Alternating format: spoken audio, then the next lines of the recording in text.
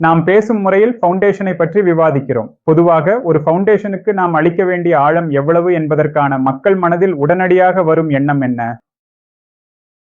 அதாவது நாம ஒருவருக்கு ஃபவுண்டேஷன் கொடுக்கும்போது அது எப்படி இருக்க வேண்டும், ஃபவுண்டேஷன் எப்படி அமைக்கப்படும்.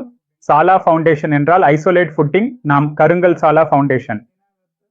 அதாவது இதற்குள் மற்ற நிலத்துடன் ஒப்பிடும்போது நம்முடைய ஃபவுண்டேஷனின் ஆழம் குறைந்தபட்சம் 2 அடி குறைவாக இருக்க வேண்டும்.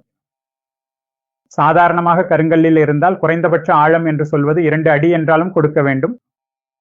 ஐசோலேட்டட் ஃபுடிங்காக இருந்தாலும் குறைந்தபட்சம் 1 அடி ஃபுடிங்கும் கொடுக்க வேண்டும். உயரத்தை பொறுத்து அதனை வழங்க வேண்டும். உயரமான இடங்களை எதிர்கொள்ளும் போது இதற்குள் ஆழத்தை அதிகரித்து வழங்க வேண்டும். இல்லையெனில் ஸ்லைடிங் ரெசிடென்சி ஏற்படும். அப்பொழுது இதில் உள்ள உயரத்தை பொறுத்துதான் நாம் தரைமட்டத்திலிருந்து எவ்வளவு கீழே எடுக்க வேண்டும் என்பதை கணக்கிட வேண்டும்.